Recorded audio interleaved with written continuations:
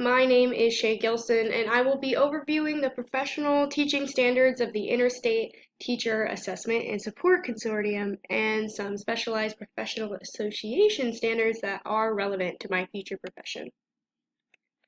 Some objectives I hope my listeners meet by the end of this presentation are to compare InTask and SPA NCTE standards, explain how commonalities in standards reflect the knowledge, skills, and values of effective teaching, discuss how collaboration and data-driven instruction is addressed in InTask and SPA standards, and finally, summarize the expectations InTask standards have for teachers. That's basically what I'm going to be going over today.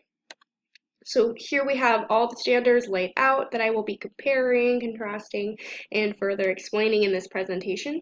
And I will read these through and go over them in more detail as we move through the different topics. But here at the top, we have those interstate standards, which I will refer to as InTask. And below those are specialized standards for my future profession. Now, I want to be a high school English teacher, so these are from the National Council for Teachers of English, or the NCTE.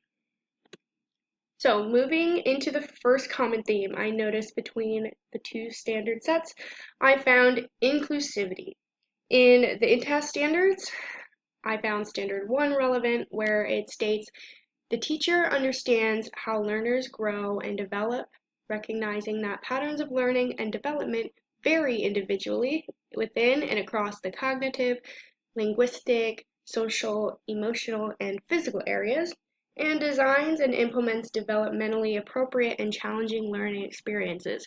That was a lot of words. So to the left, I described InTask standards describe the expectations for teachers to help students fully grow in their learning by recognizing patterns and anomalies in assessments to design lessons around.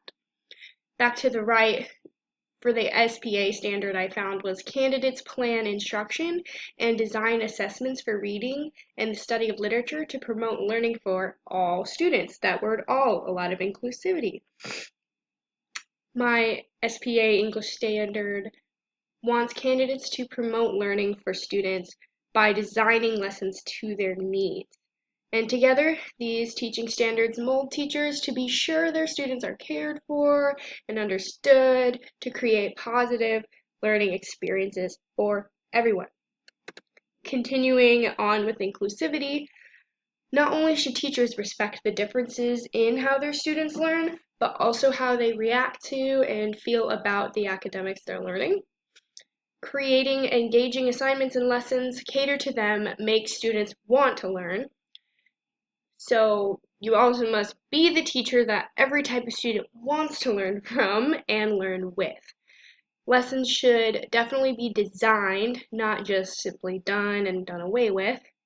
And an inclusive classroom is where every student feels welcome, it feels really safe to participate, and they are supported in their individual learning habits and what they need.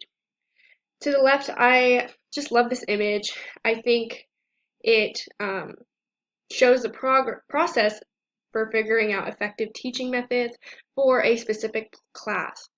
So they assess, they reflect on what their assessment found, they plan for the next, how to make it better, and then they teach it, and they assess that. And it goes in this circle as it looks like. So the inclusivity and effective teaching is continued here, where teachers are called to cater lessons to student needs based off what they observe, so what they see, and they can reflect on that. When teachers know their students' learning habits, strengths, and weaknesses, a plan for success can be made. Teachers should want to see all of their students succeed in the classroom, inclusivity, and assignments should reflect the goal of the learning that they found. And again, this image on the left was perfect because I felt it highlighted everything for the relation of these standards to the knowledge, attitudes, and skills for effective teaching. There's the knowledge part, what the teacher should know with the context, their type of pedagogy, and the content that they're teaching. The attitude needs to be empathetic towards their students, open-minded towards their ideas, and it needs to be about the students, not about them. and their skills.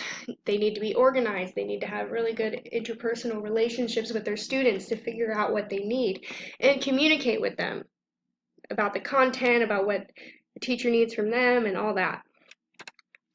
The second common theme I found was differentiated instruction, and I found this in Standard 6 of the in-task. The teacher understands and uses multiple methods of assessment to engage learners in their own growth, to monitor learner progress, and guide teachers and learners' decision-making.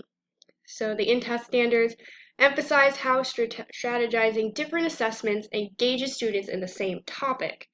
To the right, back again, candidates plan instruction and design assessments for composing text, oral, written, and visual to promote learning for all students. That just means that these teaching standards express the different types of learners and the total importance of planning instruction to cater to all of those different types. And together, these standards promote total learner engagement by encouraging teachers to search for different ways to progress their students. Differentiated instruction theme and effective teaching. Just overall, teachers must understand that there is more than one type of learner. Teachers can guide students through their learning, but you don't want to baby them, you don't want to hinder them in what they're learning and how they can grow with that. Students are responsible for their own learning, but teachers need to monitor those trends in their learning to figure out what they need. And finally, making differentiated assignments promotes growth and learning.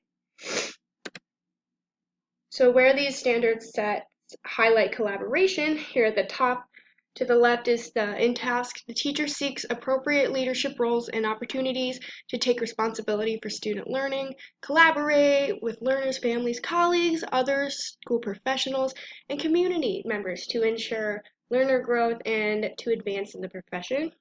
To the right, candidates are prepared to interact knowledgeably with students, families, colleagues based on social needs and institutional roles, engage in leadership and collaborative roles in the English language arts professional learning communities, and develop as a professional educator.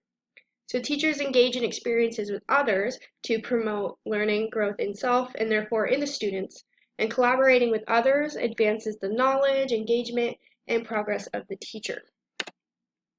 Data-driven instruction involves students' results from the assessment and what the teacher does with those to create a different outcome or success. Found here in the in-task Standard 6, the teacher understands and uses multiple methods of assessment to engage learners in their own growth, and then they monitor that and guide the teacher and learners' decision-making.